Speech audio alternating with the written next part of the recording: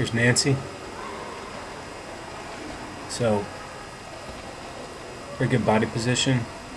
I apologize if the quality of the video is a little off. Good body position. Nice reach forward. Head position is good as you're turning to breathe. Hips and legs are high in the water, so that's all good. You can see from the side that you're sort of finishing the strokes just slightly early, so with the finish of the stroke, you want to push all the way through. And then from this angle, look at rotation and streamline. So your legs are staying in the same slipstream as your upper body. That's good. You probably have room for a bit more rotation. The way I advise people improve that is by you reach forward and then you reach a little more. So you're reaching as far as you can. You're hyperextending your lats and back muscles.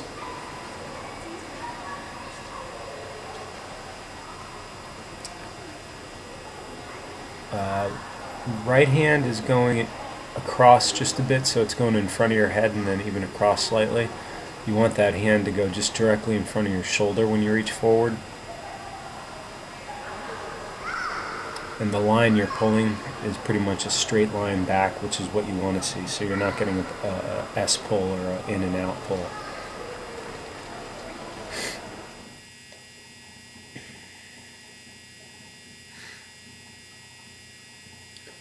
So good reach. You could see as far as the rotation goes, you could be a bit more on your side when you're at the apex of the reach forward. So just like I was saying, you kind of push from the shoulder for that.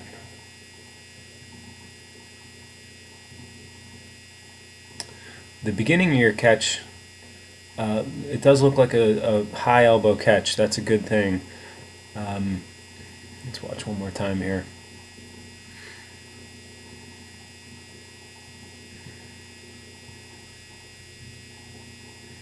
Yeah, so the beginning of the catch is like a high elbow catch, and then the elbow leads the stroke back slightly, meaning that you get the correct angle, but then you give up a bit of your leverage in that your elbow moves towards your torso ahead of your hand and forearm.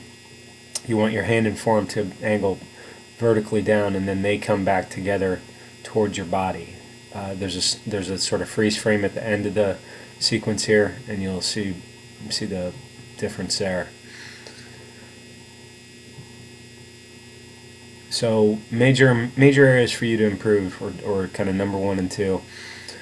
Keep working on the extension / rotation, and then keep improving your high elbow catch.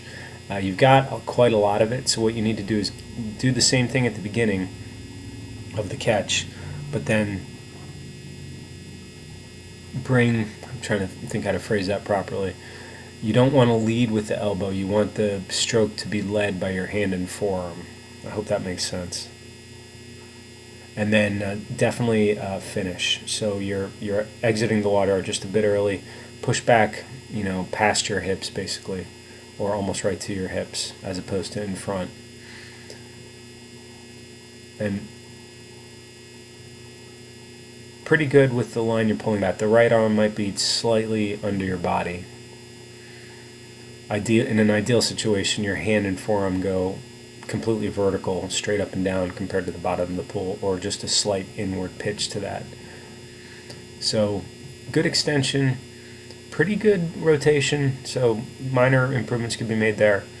And then looking at the hand and forearm, that's great right there. You're getting the high elbow catch, getting the catch through here and through here, but now the elbow is sort of moving back towards your torso in that last couple frames, and your hand and forearm haven't gone entirely vertical. What you want to see is your hand and forearm going, pretty much entirely vertical.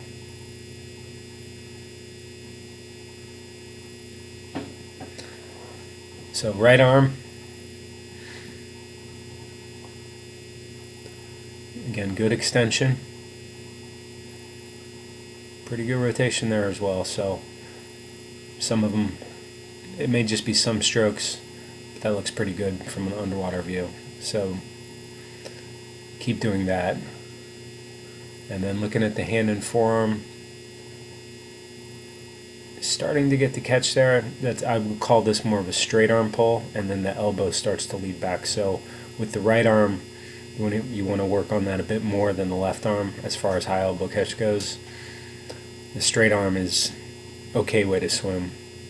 One arm drill and doggy paddle drill.